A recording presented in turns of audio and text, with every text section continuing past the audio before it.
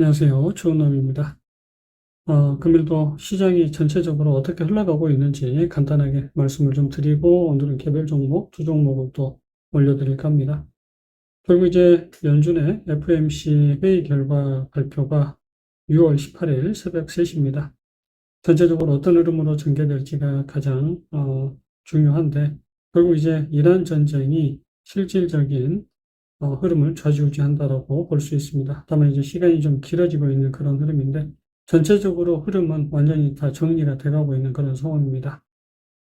일단 우리가 연준 FOMC 회의 기대해 볼 수 있는 그런 상황인데 일단 어제 이제 ECB가 금리 인상을 했습니다. 결국 유럽은 에너지 문제로 인해서 금리를 인상할 수밖에 없는 그런 상황이 됐다라고 보시면 되고요. 일본도 현재 엔화 약세가 지속이 되면서 금리 인상을 예고하고 있습니다. 그래서 유럽은 2.25% 그리고 일본은 1%대로 이제 진행이 될 거고요. 한국도 연내 금리 인상 이어질 거다. 뭐 2회 정도 이어질 수 있다라고 시그널만 지금 계속해서 주고 있는 그런 상황입니다. 근데 이제 제가 물론 지금 6월 달에는 대부분 전문가들이 금리 인상 가능성도 있고 동결일 가능성이 상당히 높다라고 얘기를 하는데 금리 인하 가능성, 시그널이 나올 가능성이 상당히 높다라고 말씀을 좀 드렸는데 그런 흐름이 나오려면 조건들이 충족이 돼야 됩니다. 그래서 이제 제가 지난번에도 말씀드렸던 금리 인하가 이어지는 시그널, 결국 이제 미국 10년물 국채금리가 4.42%를 붕괴했을 때 결국은 미국은 금리 인상보다 이제 인하로 이어질 수 있는 가능성이 높아진다는 겁니다. 지금 현재가 이제 피벗보다는 골디락스 장세이기 때문에 단계적으로 금리 인하가 이어질 가능성은 크지 않고 중간중간 금리 인하가 한 차례 혹은 두 차례씩 이어질 수 있다라고 보시면 되고 첫 번째 조건이 미국 10년물 국채금리 4.42%가 붕괴될 때입니다. 그리고 이제 달러 인덱스는 98.7포인트가 붕괴될 때인데 우리가 이제 여기까지는 기간이 공간이 좀 남아 있습니다. ECB가 금리를 올리고 일본이 금리를 올리게 되면 달러 강세가 좀 더 이어질 수 있는 그런 부분이기 때문에 지금은 달러는 이런 식의 지금 수렴이 전개되는 구간으로 예상을 해볼 수 있는 상황이고요. 그 다음에 이제 가장 먼저 유가가 붕괴를 했습니다. 유가가 실제로 고점을 넘기는 상승이 나왔다고 하면 200불까지도 올라갈 수 있는 상황이었는데 빠르게 붕괴가 됐고 지금 이제 연장하락으로 진행이 되고 있는데 78.9달러를 붕괴하게 될 경우에는 물론 강한 반등이 나오겠지만 장기적인 조정 국면으로 들어간다라고 보시면 됩니다. 그리고 이제 금 가격이 4,090 온수당 4,094불을 어제 이제 붕괴를 했습니다. 그렇기 때문에 전체적으로 조건이 거의 다 이제 맞아 들어가는 그런 구간에 들어서고 있습니다. 하나씩 제가 뜯어서 조금 말씀을 드리겠습니다. 자, 먼저 미국 10년물 국채금리 수익률 차트입니다. 우리가 잘 알아둬야 될 게 여기 고점을 뚫게 되면요, 새로운 상승 파동이 시작이 됩니다. 그래서 정말로 중요한 구간이었고 잘 보시면 이런 식의 결국은 수렴이 만들어지고 있는 구간이고요. 물론 여기에서 수렴 이후에 또 방향성을 논하는 그런 흐름이 나올 가능성 남아 있습니다. 지금은 이런 식으로 수렴이 전개되고 있다는 거고요. 그렇기 때문에 연준이 금리를 계속해서 내린다는 게 아니라 지금 이제 한 번 정도는 인하할 가능성이 있고 여기 저점을 깨게 되면 결국 미국은 장기적인 금리 인하가 이어질 가능성이 조금 높습니다. 다만 지금 우리가 이제 흐름을 잘 보면요. 미국 10년물 국채금리가 전 고점을 넘기지 못하고 지금 이런 식의 상승인데 여기 저점을 깨고 무너지게 되면 그게 아마 4.42% 정도가 될 겁니다. 여기 저점을 깨게 되면 결국은 미국 10년물 국채금리가 꺾이는 흐름이 나오게 되고요. 저점을 붕괴하러 갈 가능성도 상당히 높아진다.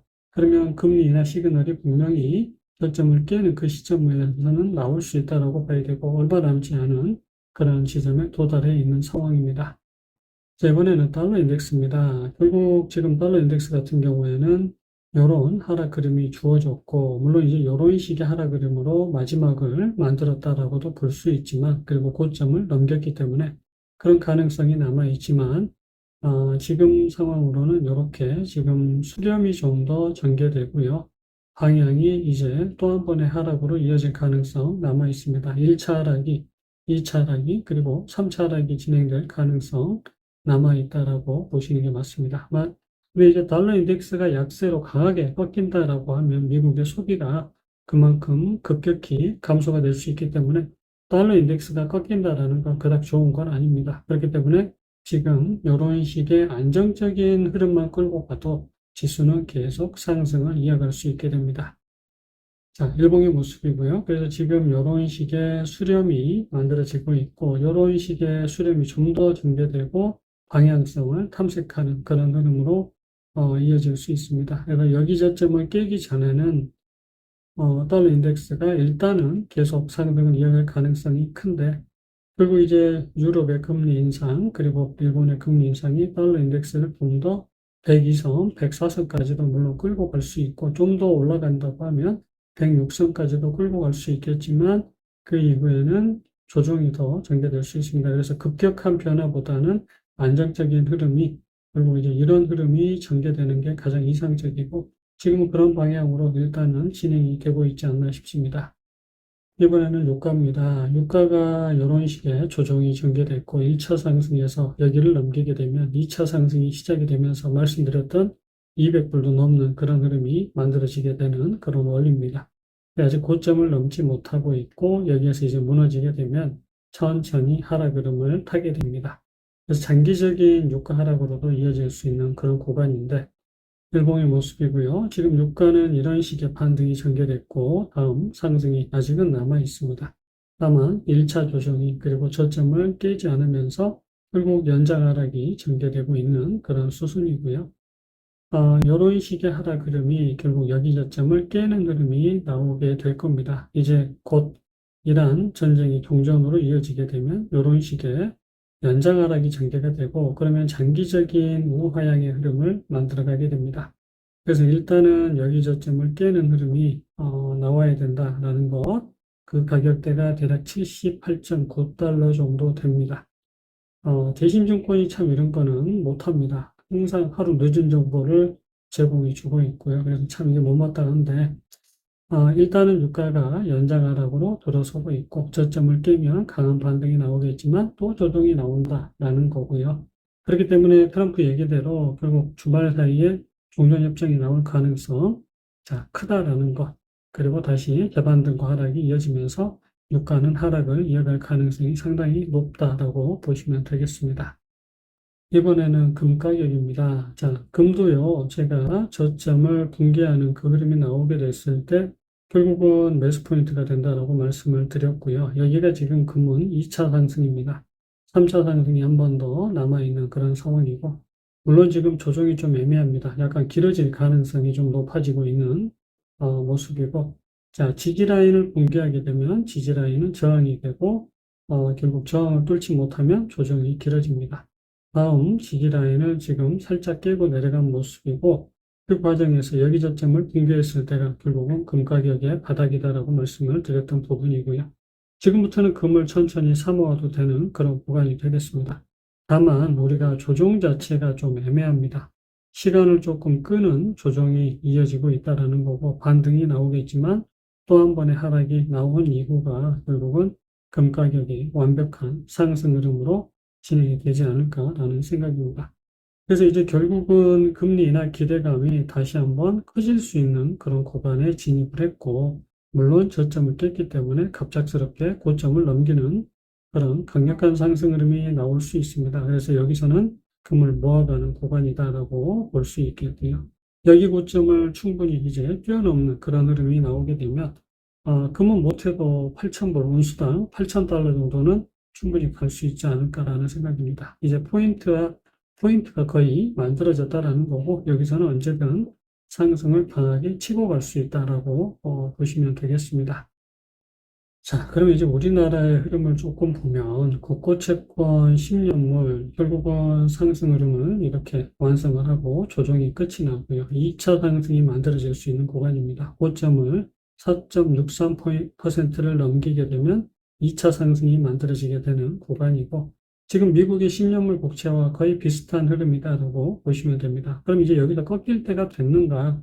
이게 관건인데, 자, 일봉의 모습이고요. 바닥권에서 만들어가는 상승 파동은 결국은 이렇게입니다. 그래서 2차 상승이 마무리되고 3차 상승이 전개되는 구간인데 여기 4.05%를 깨게 되면 결국은 이제 금리가 조정으로 이어질 수 있겠습니다. 물론 그 과정에서 4.63을 넘기게 되면 그 이후에 조정 그리고 재상승으로 이어진다라고 보시면 되고 지금 한국 국채도 미국 국채와 마찬가지 위태위태한 그런 구간에 들어서고 있고 꺾이느냐 올라서게 되면 여기까지 올라가느냐 중요한 기로에 있는데 결국 4.05%가 이제 핵심이 되는 그런 구간입니다.